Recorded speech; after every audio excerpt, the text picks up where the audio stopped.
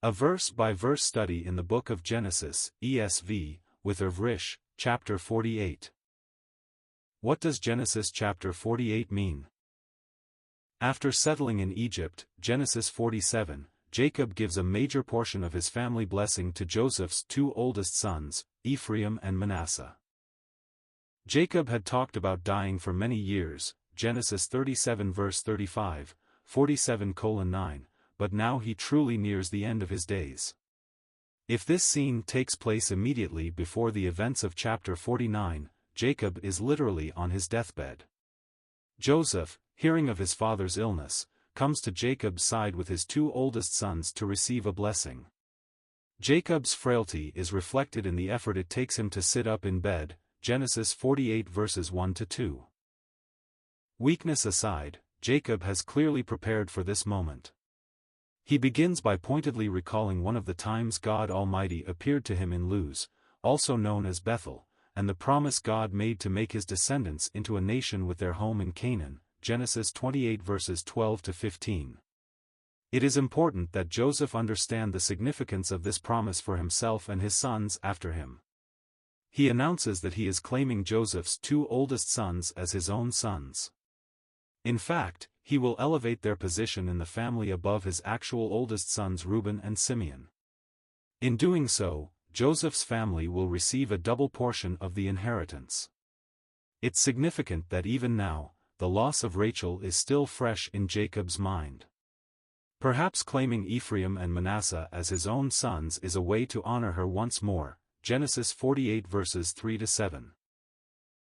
Next comes a moment rich in irony, as it reflects Jacob's own youth. When he was younger, Jacob conspired to trick his elderly, blind father into giving him a blessing instead of his older brother, Esau, Genesis 27 verses 1-4, 19. Now, his own sight failing, Jacob asks Joseph to clearly identify the people standing before him. Despite his tendency to complain and worry, Jacob recognizes that God has blessed him tremendously. Not only was he reunited with a son he thought dead, Genesis 37 verses 31-34, he has lived to see that son's descendants, Genesis 48 verses 8-12. Joseph prepares his sons to receive their grandfather's blessing. He arranges the sons such that the older is to Jacob's right side, and the younger to Jacob's left. This followed typical customs of the day, and implied that the older son would receive the greater blessing. Perhaps because he is bowing, Joseph doesn't notice that Jacob crosses his hands, placing his right hand on the head of the younger grandson, Genesis 48 verses 13-14. When Jacob imparts the official prayer of blessing on Ephraim and Manasseh, he evokes God's presence with his own ancestors, and guidance through Jacob's long series of hardships. The reference to God as the angel might be a reference to a theophany, or a physical manifestation of God. In some sense, it foreshadows a growing understanding of the Trinity. The blessing itself consists of a prayer for these two men to experience the same blessings Jacob has received from God during his lifetime. Jacob asks God to continue the legacy of Abraham and Isaac through them, Genesis 48 verses 15-16. When he realizes what is happening, Joseph becomes angry. The Hebrew word used here implies distress or frustration. Why, exactly, Joseph feels this way is unclear. He may have thought his father accidentally switched the boys. Perhaps he simply disagrees with the decision to give the greater honor to the younger Ephraim. Jacob clarifies that this is exactly what he intended. He concludes by saying the people of Israel will wish each other well by evoking the success of Ephraim and Manasseh, Genesis 48 verses 17-20. The chapter concludes with Jacob giving Joseph and his descendants a very specific piece of land in Canaan as a gift, as well. Earlier portions of Genesis don't mention this specific piece of land, or Jacob's conquest of it. The exact Hebrew word Jacob uses is Shechem, so some speculate this is Shechem, which was overpowered by Jacob's sons, Genesis 34 verse 27. Yet he did not stay in that area or take possession of the territory. Joseph will be buried in this somewhat obscure place, Joshua 24 verse 32, later, the New Testament will refer to a well dug by Jacob, in an area known by the name of Sichar, John 4 verses 4-5. Regardless of how he came to possess it, this is part of Jacob's legacy for his favored son, Joseph, Genesis 48 verses 21-22. As Genesis continues, Jacob will make predictions and bestow other blessings on his remaining sons. Chapter context: despite a long, difficult life, Jacob survives another 17 years after moving to Egypt. The suffering of his son, Joseph, resulted in the salvation of his family line. Now truly at the end of his days, Jacob claims Joseph's oldest two sons as his own, giving them full rights to a portion of his inheritance. The following chapters will include Jacob's remaining blessings for his sons, and a description of the death and burials of both Jacob and Joseph. Verse by verse. Verse 1. After this, Joseph was told, "Behold, your father is ill." So he took with him his two sons, Manasseh and Ephraim. In prior verses, Jacob, also known by his God-given name Israel, was preparing for his death. His family has settled in Egypt under the protection of his son, Joseph. Anticipating the end of his life, Jacob asked Joseph to swear to bury him with his fathers in Canaan, rather than being interred in Egypt. Joseph agreed, Genesis 47 verses 29-31. It's unknown how much time has passed since then, but Joseph now gets word that Jacob is ill. He is close to dying. Joseph responds by taking his two sons Manasseh and Ephraim to see Jacob so that his father can bless them. If this is very near the end of Jacob's life, after 17 years in Egypt, Joseph would be in his mid-50s. Jacob would be 147, Genesis 47 verse 28. Context summary: Genesis 48 verses 1-22 describes the blessing Jacob pronounces over Joseph's oldest two sons. Significantly, Jacob claims Joseph's two oldest sons as his own, ensuring that each will receive a full portion of his inheritance. This means Joseph's family will receive a double portion. Jacob blesses the pair with a prayer for God's blessing in their lives as he himself has experienced it. Verse 2. And it was told to Jacob, "Your son Joseph has come to you." Then Israel summoned his strength and sat up in bed. Jacob is ill and approaching the end of his life. Though he has expected to die for some time, Genesis 47 verse 9, and made preparations, Genesis 47 verses 29-31, this truly marks the last moments of his life. Joseph has arrived with his two sons Manasseh and Ephraim, Genesis 41 verses 50-52, so Jacob can bless them, as was the custom. This verse notes that Jacob is told that Joseph has arrived. This implies several possibilities.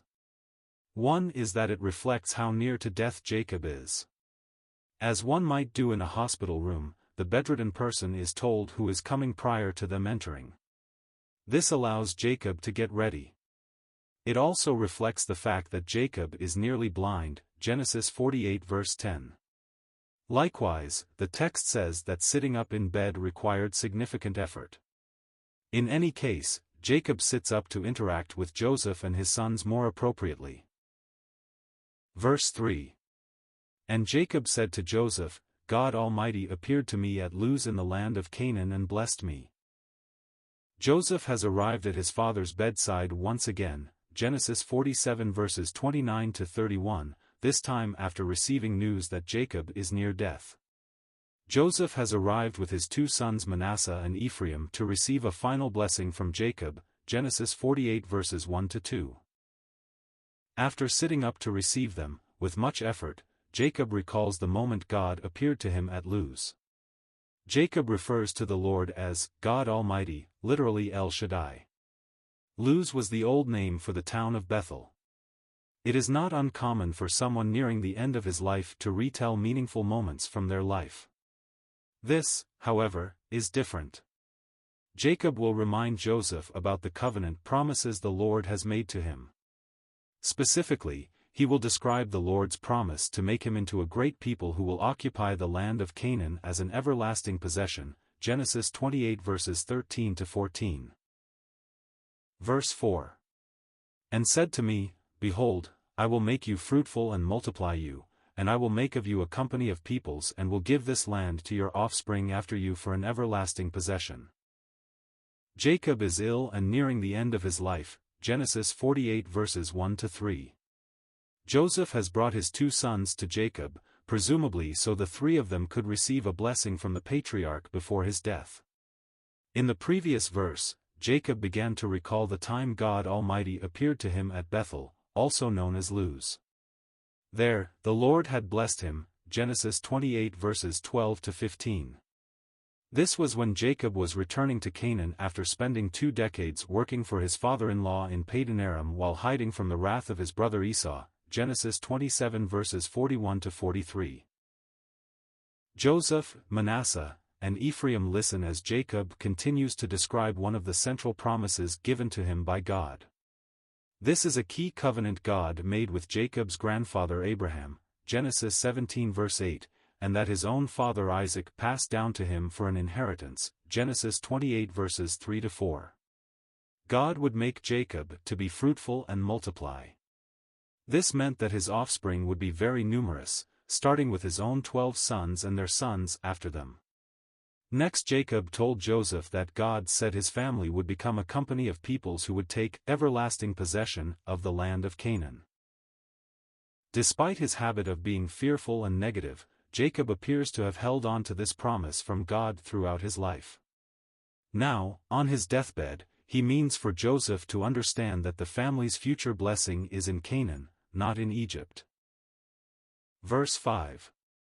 And now your 2 sons, who were born to you in the land of Egypt before I came to you in Egypt, are mine, Ephraim and Manasseh shall be mine, as Reuben and Simeon are.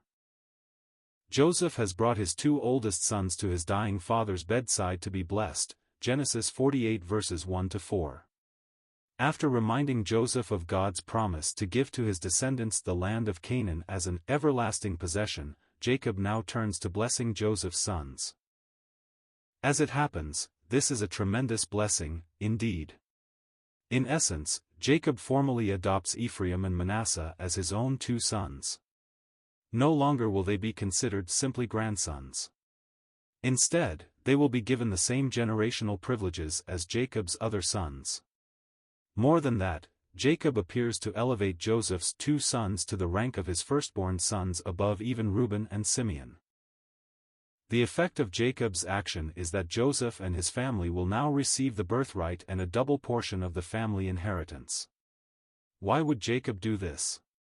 As the following chapter will reveal, Jacob has not forgotten the sins of his oldest sons Reuben, Genesis 49 verses 3 to 4, and Simeon, Genesis 49 verses 5 to 7. But it's more than that. Jacob has remained faithful to the end in his devotion to his beloved late wife Rachel and the 2 sons that she bore to him, Genesis 48 verse 7. Verse 6. And the children that you fathered after them shall be yours. They shall be called by the name of their brothers in their inheritance. Jacob is dying. Joseph has brought his 2 oldest sons to his father so that 3 of them may receive a blessing from him, Genesis 48 verses 1 to 5. Jacob's blessings and predictions for his other sons will be recorded in the following chapter. In the previous verse, Jacob announced he was claiming Joseph's 2 oldest sons, Ephraim and Manasseh, Genesis 41 verses 50 to 52, as his own sons, rather than as his grandsons.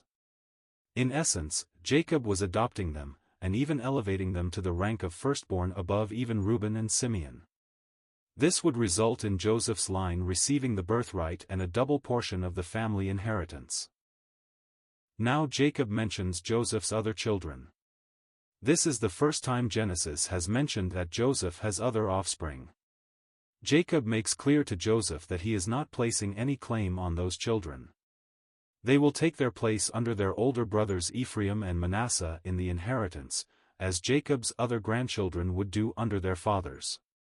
This emphasizes the fact that Jacob will truly consider Ephraim and Manasseh as his own sons, giving to each a full portion of the inheritance. Verse 7. As for me, When I came from Paddan, to my sorrow Rachel died in the land of Canaan on the way, when there was still some distance to go to Ephrath, and I buried her there on the way to Ephrath, that is, Bethlehem. Jacob, on his deathbed, is meeting with Joseph and Joseph's two oldest sons Ephraim and Manasseh, Genesis 41 verses 50 to 52. Jacob has just made what may have been a startling announcement. He is claiming Joseph's two oldest sons as his own sons and elevating them to the rank of his oldest sons. As a result, Joseph's sons will receive the birthright and a double portion of the family inheritance, Genesis 48 verses 1 to 6. There are several reasons why Jacob would do something so drastic. In part, he is holding his oldest two sons Reuben and Simeon accountable for their sins, Genesis 49 verses 3 to 7. But now Jacob reveals another motive, his love and heartbreak over his late wife, Rachel, Genesis 29 verse 18, 35 verse 19, 37:3. Jacob began this conversation with Joseph by remembering the promises God made to him at Bethel, also called Luz, Genesis 48 verses 3 to 4. Immediately following that appearance from God, Jacob's beloved wife died in childbirth along the road while the family was traveling toward Bethlehem, Genesis 35 verses 16 to 20. Jacob buried her body there and built a pillar over her grave. Now Jacob, while blessing Joseph's sons, remembers that moment. Perhaps he is thinking of his own approaching death. Perhaps he is explaining how he wishes to honor her in elevating Joseph's sons to the level of his own sons. In a sense, this would increase the count of Rachel's sons from 2 to 4. In any case, the loss of Rachel appears to be always near to Jacob's mind. Verse 8. When Israel saw Joseph's sons, he said, "Who are these?" Joseph has come to his dying father, Jacob, once again called by his God-given name Israel, Genesis 35 verses 9 to 11. Joseph brings his two sons Ephraim and Manasseh, Genesis 41 verses 50 to 52, to receive a blessing. Jacob's response has been significant. Jacob has announced he is claiming Joseph's two oldest sons as his own, replacing Reuben and Simeon as the oldest. The result will be that Joseph and his family will receive the birthright and a double portion of the family inheritance, Genesis 48 verses 1 to 7. So near to death, Jacob's eyesight is failing, Genesis 48 verse 10. When he spots Ephraim and Manasseh, he asks who they are. At first, this might seem surprising, since Jacob has just been talking about them. However, it's likely Jacob wants Joseph to formally identify them before he confers the blessing. There's a deep irony in Jacob's question. He knows full well the blessing is irrevocable, and understands the chance that a blind man could be tricked over it, Genesis 27 verses 30 to 37. It was Jacob who conspired against his own father, Isaac, using the old man's blindness to steal a blessing meant for his older brother, Esau. This adds to the parallels between Jacob and his father Isaac. Isaac, too, had been blind, requiring him to ask who had come to him, Genesis 27 verses 18 to 19. Jacob, in his case, had lied, claiming to be his older brother. Fortunately, Joseph has no plans to deceive. Verse 9. Joseph said to his father, "They are my sons, whom God has given me here." And he said, "Bring them to me, please, that I may bless them." Joseph has just learned from his dying father Jacob that his own two sons, Ephraim and Manasseh, will receive the family blessing. In fact, Jacob has claimed Joseph's sons as his own to make this possible. He has also elevated them to the rank of his own firstborn sons. As a result, Joseph's family will receive the birthright and the blessing, Genesis 48 verses 1 to 7. This change from the natural birth rank is just as Jacob received blessing ahead of his older brother, Esau. In that case, however, Jacob's blessing came under false pretense. He lied to his blind father, disguising himself, Genesis 27 verse 19, 30 to 35, and taking what was meant for someone else. Now Jacob has asked Joseph to identify his two oldest sons. Joseph refers to the pair as God's gift to him. God gave them to him here, meaning in Egypt where Joseph was held first as a slave, Genesis 37 verse 28, and then elevated to the second most powerful position in the nation, Genesis 41 verse 44. In fact, Joseph had named his sons as recognition that God had cared for him and blessed him, even in Egypt, Genesis 41 verses 50 to 52. Satisfied that the two young men are really Joseph's sons, Jacob asks Joseph to bring them to him so that he can bless them. The picture is of Joseph serving as the point of connection between his sons and his father. Ephraim and Manasseh were born before the 7 years of famine began, and it has been 17 years since Jacob moved to Egypt, Genesis 47 verse 28. This would make them both late teenagers at the youngest, possible even well into their 20s, but Jacob still wished for Joseph to formally present them to him for the blessing. Verse 10. Now the eyes of Israel were dim with age, so that he could not see. So Joseph brought them near him, and he kissed them and embraced them. Jacob is on his deathbed. The time has come for him to give his final blessing to his sons, Genesis 48 verses 1 to 9. This is more than just well wishes or a prayer. These blessings will carry both a legal weight, in terms of the division and distribution of property, as well as a spiritual one. It is highly significant that Jacob has claimed Joseph's two oldest sons as his own. Doing so means that Joseph's family will receive both the birthright and the family blessing instead of Jacob's oldest direct sons Reuben and Simeon. Now that the moment of the actual blessing has come, we are told Jacob is nearly blind. There is a sense of irony in this moment. Many years earlier, Jacob had deceived his own, blind father, in order to steal a blessing meant for his older brother, Genesis 27 verse 19, 30 to 35. He has asked Joseph to officially identify Ephraim and Manasseh and to bring them to him. Joseph does so, leading his full-grown sons closer to his own father, serving as the connection point for this blessing. Jacob responds by reaching out and embracing both Ephraim and Manasseh. He kisses them. His father Isaac, also, when giving the blessing to Jacob, whom he thought to be Esau, had kissed him, Genesis 27 verses 26 to 27. Perhaps these embraces and kisses were part of the process of pronouncing the blessing, or perhaps Jacob felt great affection for Joseph's sons. Verse 11. And Israel said to Joseph, I never expected to see your face, and behold, God has let me see your offspring also. Joseph's two oldest sons, Ephraim and Manasseh, Genesis 41 verses 50 to 52, are receiving a blessing from their grandfather, Jacob. In fact, Jacob made the two his own sons, ensuring that Joseph's family will receive a double portion of the inheritance, Genesis 48 verses 1 to 10.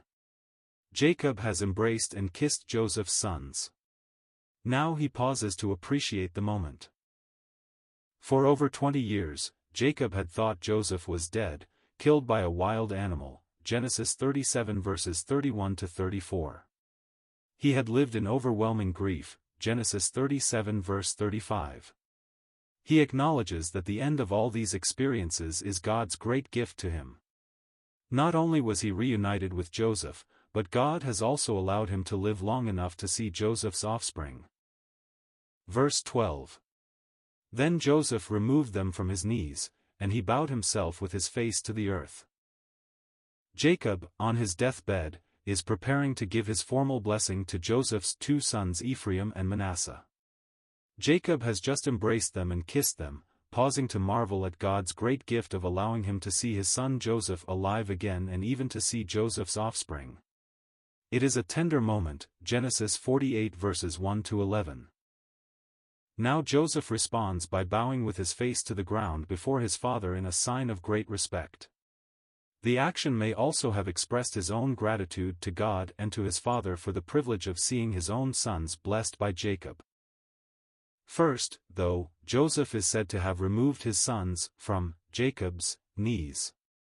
This is a somewhat confusing line. It is likely that Joseph's two oldest sons are well into their 20s by this point. Thus, it is unlikely they were sitting on Jacob's lap. What's more likely is that Jacob was seated, and the two boys were close to him as he embraced them. Joseph, preparing for the official blessing, is now moving them into position. Genesis 48 verse 13. Verse 13. And Joseph took them both, Ephraim in his right hand toward Israel's left hand, and Manasseh in his left hand toward Israel's right hand, and brought them near him. Joseph's two oldest sons, Ephraim and Manasseh, are in the process of receiving a blessing, the family blessing, from Joseph's father Jacob. In fact, Jacob has officially pronounced that Joseph's sons now belong to him. He has, in essence, adopted them and put them in the position of his two oldest sons ahead of Reuben and Simeon. Genesis 48 verses 1 to 12. In the previous verses, Joseph repositioned his sons so he could bow in an expression of great respect and appreciation for his father. Now Joseph moves his two sons into position again. Joseph positions them according to birth order. Lined up three across before Jacob's lap, Joseph places Ephraim on his own right side so that Jacob's left hand will be on Ephraim's head for the blessing. He places Manasseh on his left so that Jacob's right hand will be on his head. Since Manasseh is the oldest, every custom and legal proceeding of the time would demand that he be the one to receive the greater blessing, indicated by the right hand of the one giving the blessing. Joseph's action was an honorable one. He was helping his blind father to get the blessing right. Jacob, however, will counter Joseph's efforts. Genesis 48 verse 14. Verse 14. And Israel stretched out his right hand and laid it on the head of Ephraim, who was the younger, and his left hand on the head of Manasseh, crossing his hands, for Manasseh was the firstborn. God met with Jacob and renamed him Israel. Genesis 35 verses 9 to 11. Years later, Jacob is about to pronounce his official blessing on two of his grandsons. Genesis 48 verses 1 to 12. Genesis seems to describe Joseph, Ephraim, and Manasseh as being lined up three across, bowed before Jacob's lap. Genesis 48 verse 13. The previous verse described the care with which Joseph placed Ephraim, the younger son, on his own right side so that Jacob's left hand would be on Ephraim's head. Joseph placed Manasseh on his left side facing Jacob so that Jacob's right hand would be on the older son's head, indicating that he was receiving the best of the blessing. In doing so, Joseph would have been helping his blind father Jacob to get the blessing right, according to custom and legal standards world of their era. However, Jacob crosses his hands. He puts his right hand on the younger son's head, and he puts his left hand on the older one. From his perspective, Joseph will see this as a serious misstep. Genesis 48 verse 17. After all, this blessing will carry the weight of the blessing of God, in addition to conferring legal ramifications for the inheritance. In addition, the blessing, once given, will be irrevocable. After the blessing is given, Joseph will object. Genesis 48 verse 17. Jacob will reveal it was no mistake, he knew what he was doing and did it intentionally. Verse 15.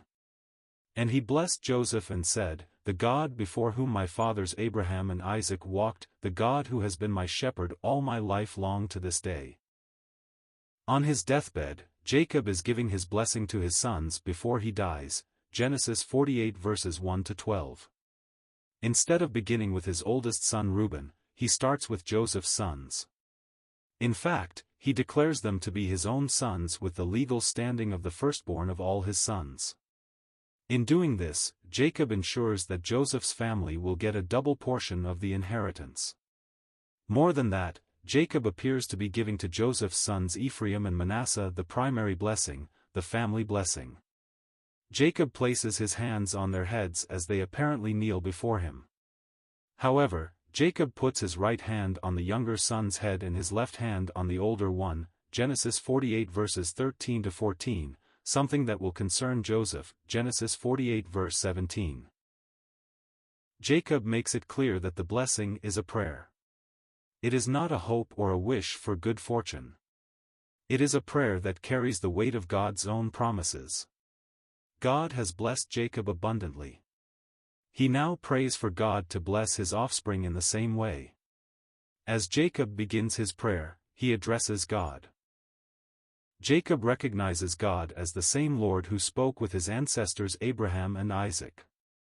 They walked before him, Jacob says, meaning that they lived out their lives under his watchful, protective eyes. Jacob acknowledges that God has been his lifelong shepherd, as well.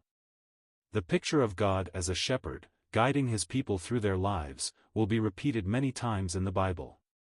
King David will capture the metaphor beautifully in Psalm 23. Like Jacob, David will also be a shepherd. Later, Jesus will become known as the great shepherd of all who trust in him, Hebrews 13 verse 20. Verse 16. The angel who has redeemed me from all evil, bless the boys, and in them let my name be carried on, and the name of my fathers Abraham and Isaac, and let them grow into a multitude in the midst of the earth. Jacob, very near death, is praying for God's blessing on Joseph's two oldest sons Ephraim and Manasseh, Genesis 48 verses 1 to 14. In the previous verse, he has addressed his prayer to the God of Abraham and Isaac, the one who has been his own shepherd throughout his life, Genesis 48 verse 15. Jacob's words here present a set of interesting and challenging ideas. This verse uses the Hebrew word malakeh, which most literally means messenger. The equivalent term in Greek is angelos, and both are typically translated into English as angel. In reference to God, it implies some tangible form or appearance, Genesis 16 verses 7 to 13. These moments are sometimes described using the term theophany. In this case, as a direct reference to God, it takes on a slightly different tone. Some commentators view this as foreshadowing of God's growing revelation of the Trinity. Jacob was not shy about listing his lifelong troubles, Genesis 47 verse 9. And yet, he realizes that God has kept him through those troubles, even when God did not keep him out of trouble. Jacob uses a common Hebrew word which can mean injury, wickedness, or misery. The broad meaning of the term is seen in English translations which include evil and harm. God has brought Jacob through all these hardships. The man God renamed Israel, Genesis 35 verses 9 to 11, asks the Lord to bless Ephraim and Manasseh the same way he has been blessed. He also asks for his family legacy to be carried on by Ephraim and Manasseh. This prayer has clearly been answered. The people known by his new name will become well known in all the world, and they remain so right up to this very day. Finally, Jacob asks God to keep his promise to make of Jacob a great people. Specifically, he asks for them to grow into a multitude of people on the earth. Though Jacob is praying specifically for Ephraim and Manasseh, this blessing will be delivered through all of Jacob's sons as they grow into the thriving nation of Israel. Verse 17. When Joseph saw that his father laid his right hand on the head of Ephraim, it displeased him, and he took his father's hand to move it from Ephraim's head to Manasseh's head. As Jacob, named Israel by God, Genesis 35 verses 9 to 11, approaches death, he is blessing two of his grandsons, the oldest sons of Joseph, Genesis 48 verses 1 to 12. Before Jacob began the prayer of blessing, Joseph had taken great care to arrange his two sons before Jacob so that the old man could put his right hand on the older son's head and his left hand on that of Ephraim, the younger one. Strong customs demanded that it is the oldest son who receives the honor of the greater blessing, Genesis 48 verses 13 to 16. Jacob, however, had inexplicably switched his hands to place his right hand on the younger brother's head and his left hand on Manasseh, the oldest. Of course, Jacob is quite old and blind. At first, Joseph is upset when he realizes what has happened. It's possible he did not realize what happened because he was bowing between his sons at the time. His face might have been down such that he missed what his father was doing. The Hebrew word translated displeased is from a similar root term to those translated as evil. In other words, Joseph is very distressed, even angry. He obviously expected the greater blessing to go to his oldest son. Whether he's angry about which son is more blessed, or the thought that his blind father might have made a mistake, Scripture does not say. Joseph assumes he just made an odd mistake and now attempts to fix it by physically grabbing Jacob's right hand to move it to Manasseh's head. However, Jacob will make clear in the following verses that this is not an error. Genesis 48 verse 19. Verse 18. And Joseph said to his father, "Not this way, my father, since this one is the firstborn, put your right hand on his head." In what should be a happy moment, Joseph is apparently angry.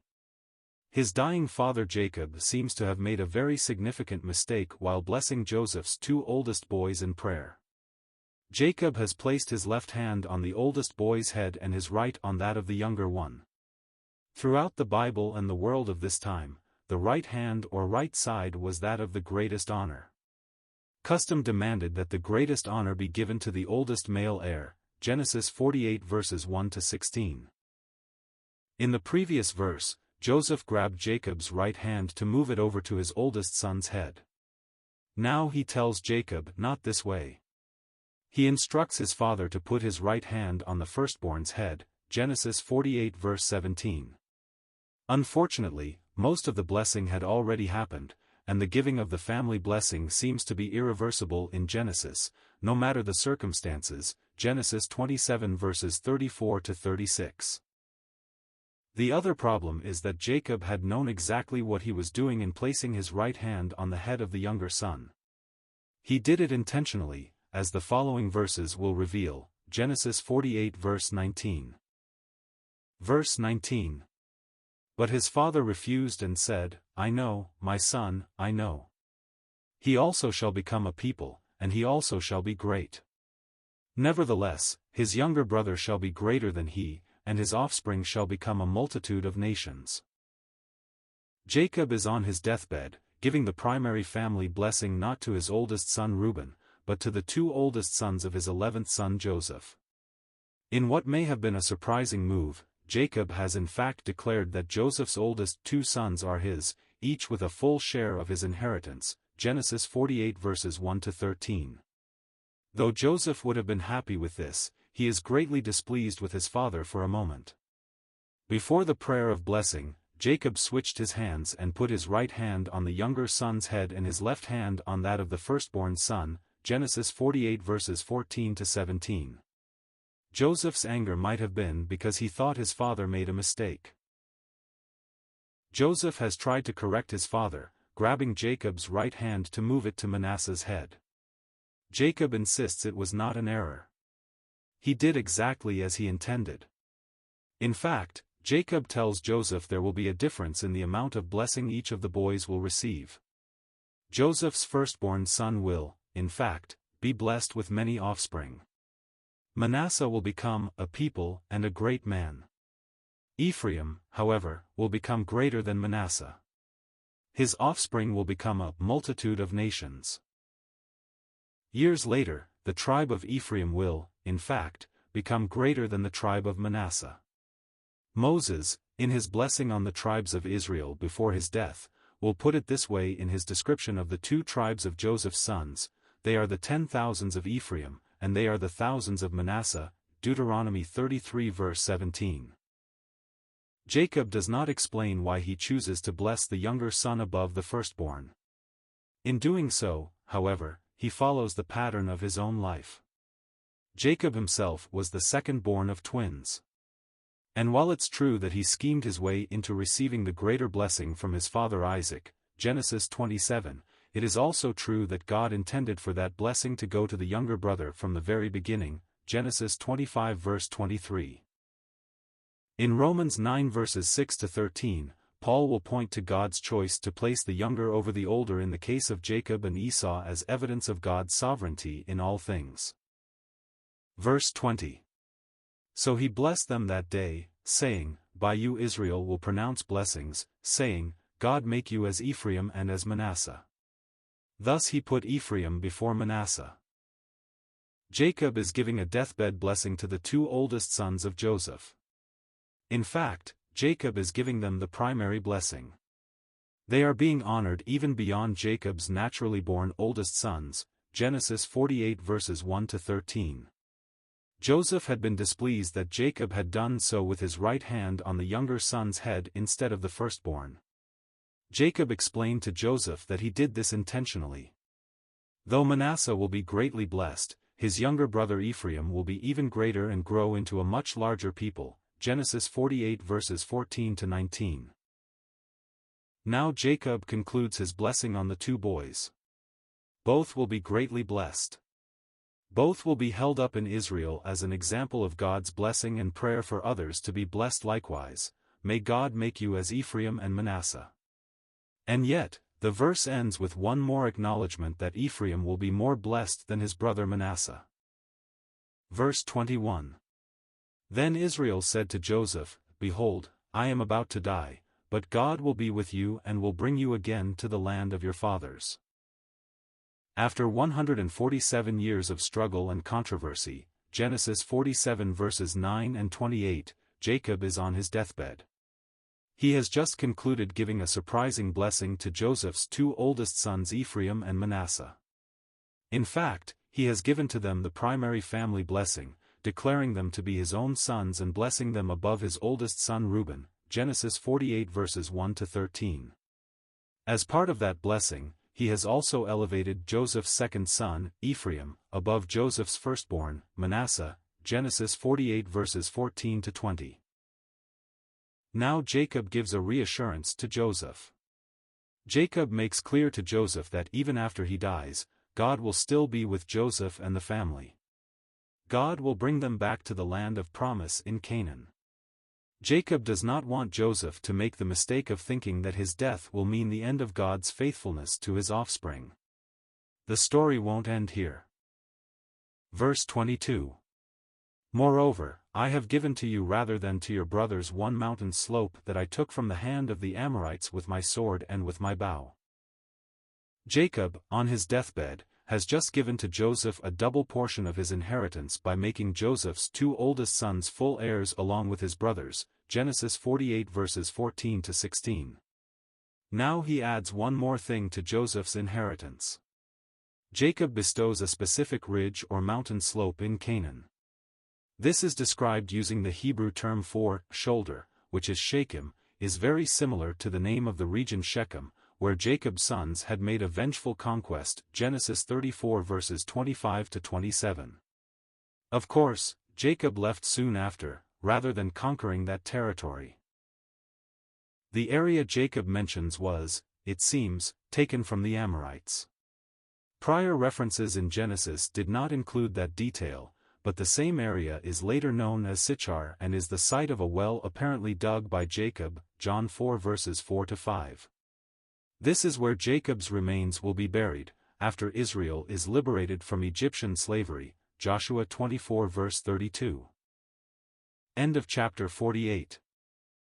Please note: the material use in this video is from BibleRef.com, which is from Got Questions Ministries and is posted here to be read by immersive reader in the Edge browser. If you copy this material, please follow these rules. Content from BibleRef.com may not be used for any commercial purposes, or as part of any commercial work, without explicit prior written consent from Got Questions Ministries. Any use of our material should be properly credited. Please make it clear the content is from BibleRef.com. BibleRef.com content may not be altered, modified, or otherwise changed unless such changes are specifically noted.